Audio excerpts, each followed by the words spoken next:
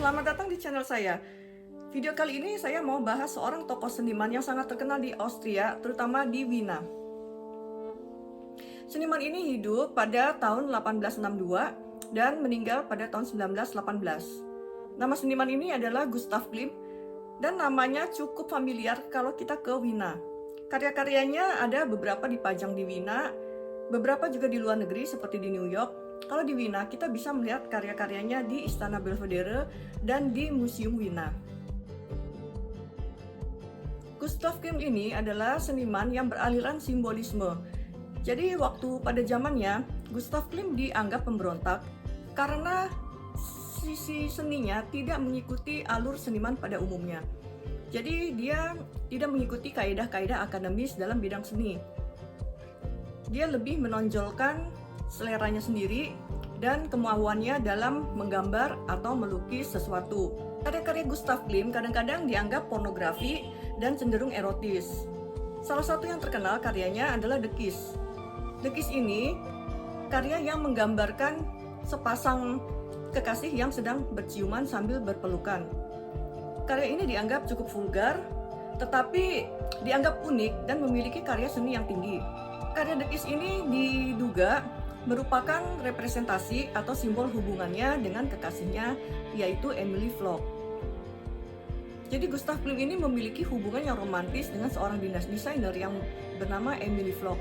Dan dia juga melukis Emily Floch dalam sebuah jubah atau pakaian yang mewah dan berwarna dominasi biru. Lukisan Emily Floch ini yang dilukis oleh Gustav Klimt bisa kita lihat di Museum Wina. Sedangkan lukisan The Kiss yang sangat legendaris ini bisa kita lihat di Istana Belvedere. Karya-karya Gustav Klimt ini dianggap erotis karena kebanyakan dia menggambarkan wanita telanjang. Bahkan wanita yang dalam tokoh Alkitab seperti Judith saja digambarkan dalam keadaan telanjang. Maka Gustav Klimt ini dianggap bertentangan dan pemberontak pada zamannya. Replika-replika dari lukisan Gustav Klimt ini cukup banyak kita temui saat kita jalan-jalan ke Wina.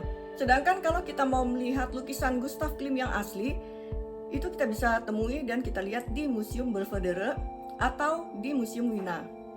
Museum Belvedere ini ada di Istana Belvedere yang ada di tengah kota Wina, cukup mudah dijangkau dengan transportasi umum. Istana Belvedere ini merupakan istana yang dibangun pada zaman dinasti Habsburg untuk istana peristirahatan bagi Pangeran Eugene pada musim panas. Sekarang Istana Belvedere dibuka untuk umum dan gratis, kecuali kalau kalian mau masuk ke museumnya.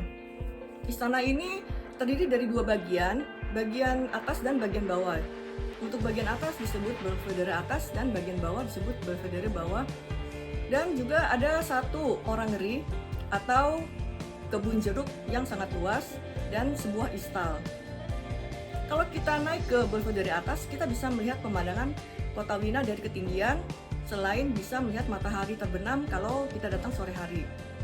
Jadi istana ini cukup menarik untuk dikunjungi, walaupun kita cuma jalan-jalan saja dan tidak masuk ke istana atau ke dalam museumnya.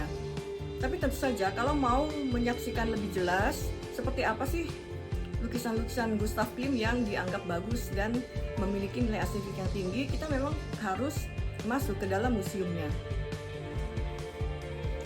Berikut ini adalah beberapa karya Gustav Klimt yang cukup terkenal dan sering dibahas oleh para kritikus seni dan orang-orang awam pada umumnya.